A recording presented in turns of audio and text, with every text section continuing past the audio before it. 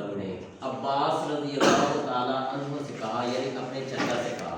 गौर करने वाली बात यह है कि अपने चचा को प्यारे नबी सल्लल्लाहु अलैहि वसल्लम ने इरशाद फरमाया कि मैं आपको ना एक तोहफा देना चाहता हूँ। यानी ये वाली हदीस इब्ने माजा के अंदर भी है, अबू दाऊद के अंदर भी है, और इसको बहुत सी संदों के साथ बयान किया गया और मुहद्दिसीन ने इस हदीस को सही करार दिया है। यानी तोहफातन, जैसे हम मिसाल के तौर पर कि कोई भी चीज़ बंदे को तोहफातन दे देते हैं, ऐसे ही प्यारे नबी सल्लल्लाहु अलैहि वसल्लम ने अब्बास रज़ी अल्लाह ताला अन्हु को, यानी अपने चचा को तोहफातन ये चीज़ दी थी। वो क्या थी? अब्बास रज़ी अल्लाह ताला अन्हु को प्यारे नबी ने फरमाया था, ऐ मेरे चचा जान, आप इस तरह करें कि कम अज कम रोज सलाते तस्बीह पढ़ा करें। अगर रोज नहीं पढ़ सकते तो हफ्ते में एक बार, अगर हफ्ते में एक बार नहीं पढ़ सकते तो महीने में एक बार, महीने में नहीं पढ़ सकते तो कम अज कम साल में एक बार, अगर साल में भी नहीं पढ़ सकते तो पूरी जिंदगी के अंदर एक दफा आपने लाजमी, जो मैं आपको तोहफा दे रहा हूँ यानी सलाते तस्बीह, इसको आपने लाजमी अदा करना है। अब इसका फायदा क्या है? इसका फायदा प्यारे नबी ने फरमाया कि बंदे के अगले पिछले छोटे बड़े सारे गुनाह अल्लाह ताला माफ कर देते हैं जो बंदा क्या करता है? सलाते तस्बीह अदा करता है। अब सलाते तस्बीह का तरीका क्या है? ये 4 रकातें आप लोगों ने इकट्ठे पढ़नी है, और इसका तरीकाकार क्या है कि आपने पहले जैसे सना वगैरह पढ़ते हैं, उसके बाद सूरत फातिहा और कोई सूरत वगैरह बनाएंगे, उसके बाद आप लोगों ने 15 मरतबा सुबहानल्लाहि वल्हम्दुलिल्लाहि वला इलाहा इल्लल्लाहु वल्लाहु अकबर ये पढ़ना है। उसके बाद रकू में चले जाना है।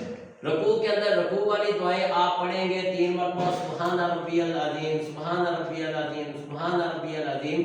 उसके बाद आपने 10 मरतबा इन्हीं कलिमात को दोहराना है, यानी सुबहानल्लाहि वल्हम्दुलिल्लाहि वला इलाहा इल्लल्लाह वल्लाहु अकबर। उसके बाद आपने खड़े हो जाना है, और कोमा की हालत में, खड़े होने की हालत में दुआ के बाद आपने क्या पढ़ना है? सुबहानल्लाहि वल्हम्दुलिल्लाह, ये 10 मरतबा आपने खड़े होके पढ़ना है।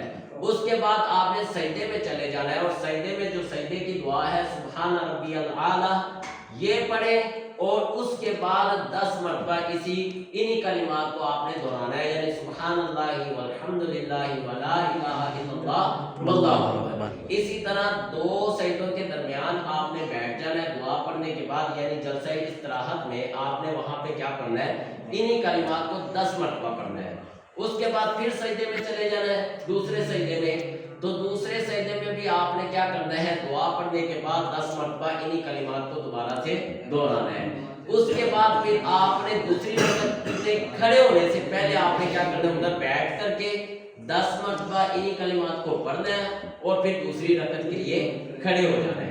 इस तरह आपकी एक रकअत के अंदर ये जो कलिमात हैं ये 75 बनेंगे, और आपकी 2 रकअतों के अंदर ये 150 तादाद हो जाएगी, और 4 इकट्ठी रकअतों के अंदर इनकी तादाद 300 बन जाएगी।